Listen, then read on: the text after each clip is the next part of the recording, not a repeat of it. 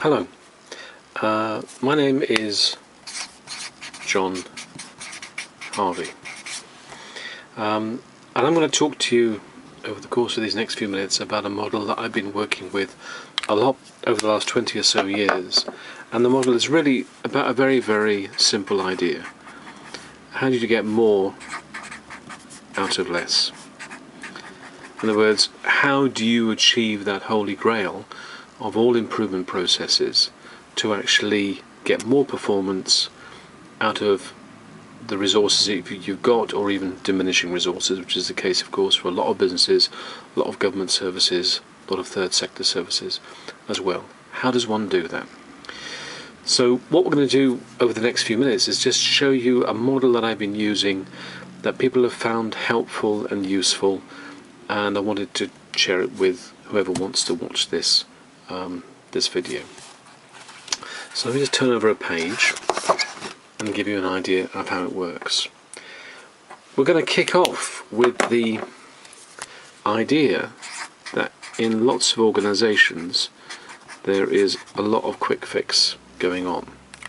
Now, how do we know there's quick fix?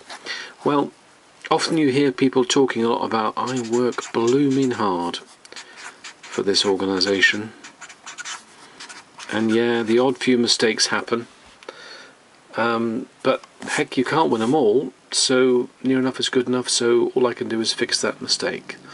So let me work that through again. So we work blooming hard, yeah, the odd few mistakes occur, and as we know, you can't win them all. To err is human, to forgive divine, near enough is good enough, and all I've got time for, because I'm already working blooming hard, is to fix that mistake.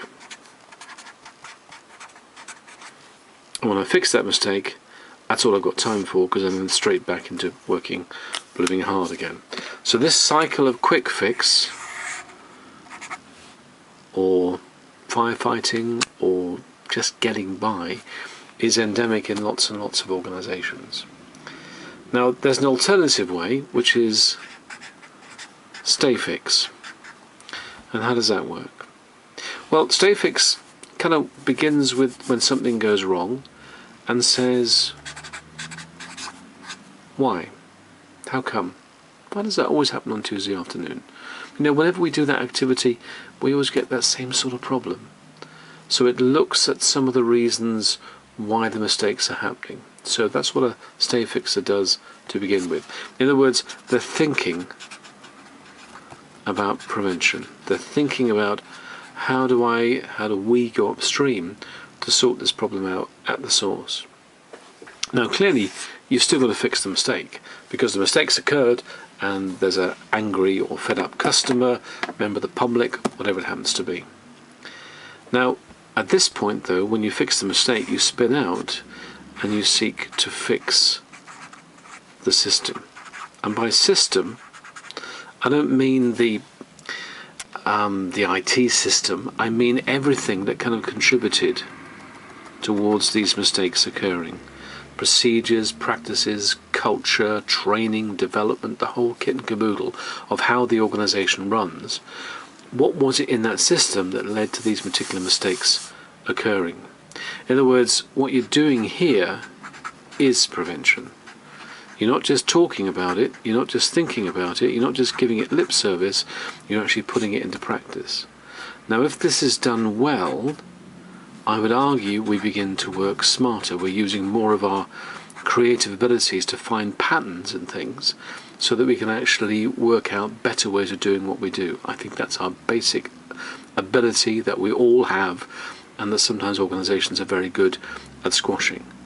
And if we do this well, we should get, this is where the Holy Grail comes in, the fewer mistakes, because we've actually worked on a stay fix way rather than a quick fix way.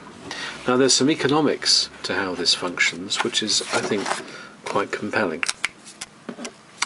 In organisations where they've looked at this, and anyone can look at this, you can do an audit around how much resource is spent on quick fix and stay fix. So up this side here is money, It's also about how we use our time, and it's also about stress levels as well. And this is time, by the way, going along on this axis. Now, there often seems to be a lot of resource spent on quick fix. And there's some resource spent on stay fix. We'll do it a little bit less here. It often is a lot less than what is spent on stay fix. And then below the line should be hopefully a lot of what I call doing the business. In other words, you're doing what you're meant to be doing without the errors, the mistakes, the things getting in the way, elegantly, leanly, carefully, and so on. Now, where they've done audits of this, of the amount of resource that's spent or time spent on stay fix and quick fix, that's this bit up here, then what they find, that figure typically becomes something in the equivalent of between 20, if not 40% of the budget. Yeah, so between a fifth and 2/5 of the time that's at the disposal of any organisation is spent on a combination of quick fix and stay fix. Now, the solution to this is to invest in stay fix. And now that if that's done carefully and shrewdly, and I'll come back to that in a second, then there should be a significant reduction in the resources spent on quick fix, which means that at some point in time in the future, this plus this, and remember the combination of quick fix and stay fix is somewhere down here. So what the organisation has managed to release is the gap between what's currently spent here and what the new spending is. So in other words, more resources can then be put into doing the business, or making a profit, or delivering more services, and so on and so on and so on.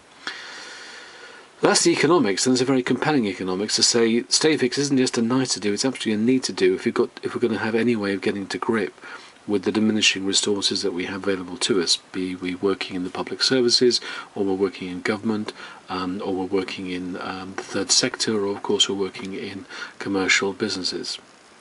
Everyone needs to find a way of doing more with less. Now, the problem is with this is I've kind of lied to you with this graph. And the reason I've lied to you is that actually to get stay fix going very often in organisations, it's a bit like stoking a steam engine. It's a bit more like that. And likewise, the reductions in quick fix don't happen magically overnight. They take a while before they kick in. Which means this graph here, this line here, doesn't just go down straight, it goes up before it begins to go down. And it's this bubble here that's the problem for anyone involved in improving organisations, because it always hurts and uses more resources at the beginning. Now, there's no solution to that. That's always going to happen. The only half and part solution, the only one that I know, is to really think very carefully about this bit. And what you've got to do is to plan and prioritise. In other words, rather than just fire all manner of improvement activities at the organisation, we'll have meetings on this and problem-solving groups, and we'll bring in some lean engineers, and we'll have a massive new strategic plan, and blah blah blah blah blah. And ultimately, that does this in a very diffuse and ultimately inefficient and very costly way.